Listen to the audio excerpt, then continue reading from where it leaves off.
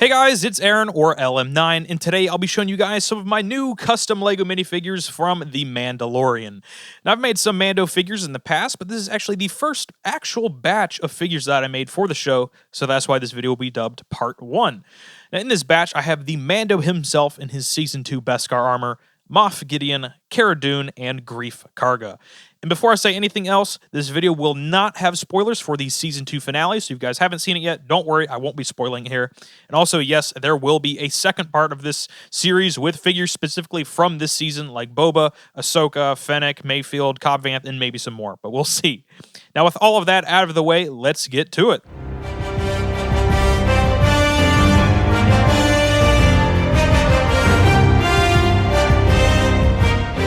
The first figure I want to show you guys is the Mandalorian Dengeren.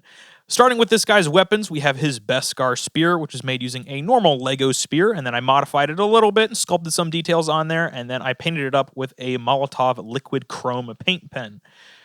I also painted a blaster pistol for him as well, but I'll most likely be displaying him with the spear, so I just think that looks so much cooler. So I'm going to go ahead and take that spear out of his hand so we can focus on the actual figure.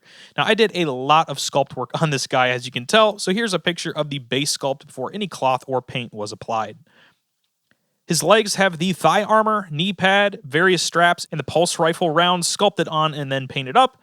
I really like the look of the chrome silver, the dark bluish gray, orange, and then the brown on this area of the figure. Just really stands out. Moving up, he has these little flaps that hang on the sides of his torso that are made out of vinyl. Here you can also get a better look at the torso armor sculpt along with the belt and the bandolier. Now for the silver paint, I used that Molotov liquid chrome paint pen again. I went over it very lightly with some Citadel Iron Breaker and then used some Citadel Nuln Oil Black for the wash. I also added some stitching detail and some padding detail to the abs. Now the arms have these shoulders and the gauntlet sculpted on. His left gauntlet has the whistling birds, whereas the right, I guess, has the flamethrower. You can also see the sculpted mudhorn signet on his shoulder here that's really brought out with that black wash. The gloves have the armor sculpted on, which was then just painted up. He has a small cape, which hangs over to his side like it does in the show, and then he also has a jetpack. Now, the jetpack is actually attached magnetically to the sculpted back armor, so you can easily pop this thing off, and since I magnetized my pulse rifle last year, I can easily attach this instead. The helmet was sculpted by me using a normal Lego Mando helmet as a base. Now, since this was my second time doing this, I think this version turned out a lot better than my previous version. This was then painted up in the same way as the rest of the armor, but I also added a little bit of brown wash to the brim just to dirty it up a little bit. This guy wouldn't be complete without an unmasked head, so here is that underneath the helmet. I do think the likeness to Pedro Pascal is decent, but I think it could be a little better in some areas. The hair I used was just some piece from Firestar Toys that I got a little while ago, and then I think an overseas company called Lele Brick is the one that actually makes it, if you guys are interested. Popping that helmet back on, here's a look at Din next to my Grogu I made earlier this year, just so you guys can see this updated duo. Then here's also a comparison between my Mando I made last year and this Beskar version, just to see them side by side. And then for those of you who are curious, here's a look at my new helmet on that old body. If you guys didn't know, I did get this Beskar Mando armor resin casted, so some copies of this base sculpt will be available to purchase soon. Here's a look at what my test sample looked like, and I can't wait to get these guys out to you. Prices and the release date are still in the air, but I'll update you guys in the community tab whenever I learn more. Anyway, that is going to wrap things up for Djarin.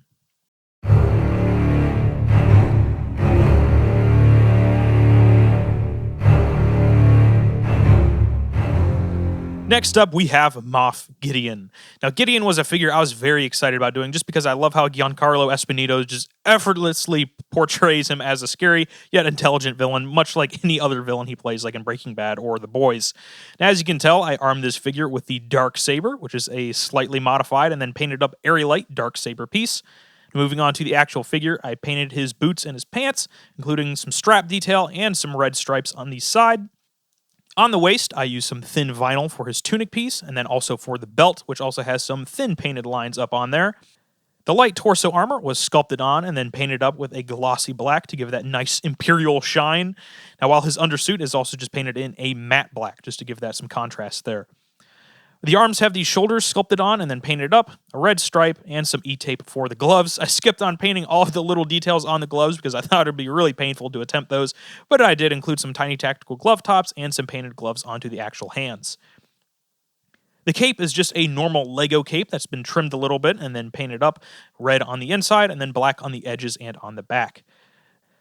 The head is almost 100% painted by me, and I think the likeness to Moff Gideon is fairly decent. His hairpiece is just the widow's peak hair with the peak sanded and then painted up and dry brushed. Overall, I think this figure is pretty solid. I think there might be a few messy spots on the legs, but all in all, I'm very happy with the result.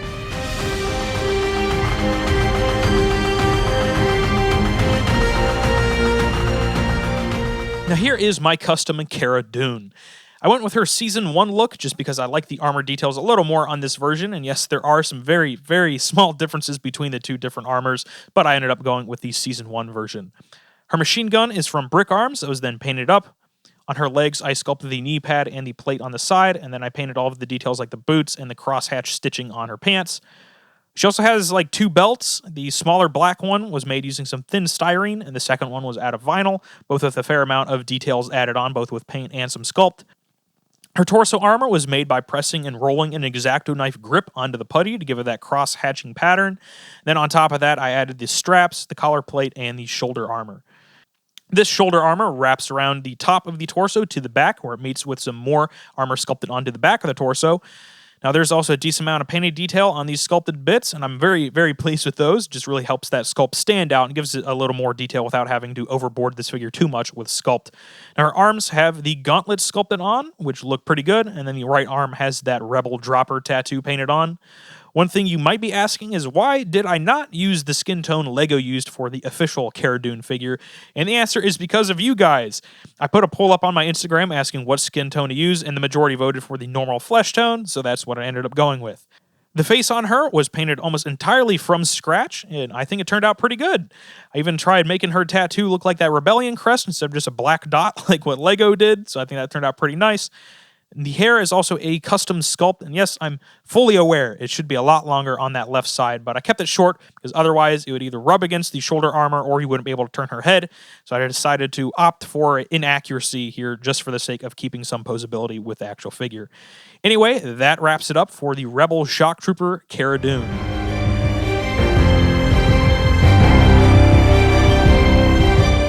The last figure is Magistrate Greef Karga. Greef's Season 2 outfit is infinitely better than his Season 1 outfit, so I just had to go with this one. Overall, this guy is pretty simple. I painted the boots and the pants, extended that tunic using some vinyl, added the inner robes and the belt with some cloth and vinyl. Then I added the outer robes that were made out of some Cape Madness cloth. Started off as a trench coat, and then I just added some cloth to wrap over the top of the shoulders, and then some other little bits that hang down from his shoulders down to his feet on the front there, just so you get that split up the side. Now, these robes are fairly tricky, but I think they did turn out pretty nice, and I really, really like the paintwork on these as well. His arms are just painted up in that nice red with the gloves at the end. And the head detail was painted to look a lot like an older Carl Weathers, and I think it looks pretty good, and the hair is just a standard Lego piece. His pistol is a modified Brick Arms revolver with a DL44 scope just slapped on there, and it gets the job done. Will Chapman over at Brick Arms is actually graciously sending me a currently unreleased blaster based off of Greef's Season 2 pistol, but it just hasn't come in yet, so unfortunately it didn't make the video, but I just still wanted to thank Will for his generosity here. I absolutely cannot thank him enough for just even thinking of sending me something like that. So once it comes in, I'll be posting pictures of this figure with that blaster whenever I get it in over on my Instagram, so check it out there. So that is going to be it for Greef Karga. Like he said, he was pretty simple and easy, unlike the rest of these figures. So that's going to wrap up everything I wanted to show you guys for part 1 of my custom Lego minifigures from The Mandalorian.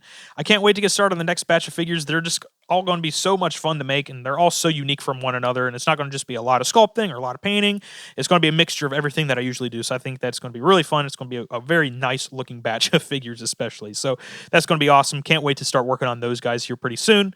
In the comments down below, let me know what you guys think of these figures, and also what you guys thought of this season of The Mandalorian. I'd love to hear you guys' thoughts. Now, I know I didn't talk about spoilers or just the plot in general of the season in this video at all. I wanted to keep it spoiler-free just for those of you who haven't seen the end of the series yet, or the end of the season per se. But down in the comments, just go ahead. Let's open up a discussion and talk about it. I'd love to hear your guys' thoughts. Again, I do have quite a few Mando armor casts still available for order at Star Wars Fanatics or swfanatics.com, and I will be having pre-orders for this Beskar Mando armor open up here pretty soon, as well as casts of my General Grievous kits. So stay tuned. I will announce those as soon as I know more details. So that's going to be it for this video. Thank you guys so much for watching, and I will see you guys later.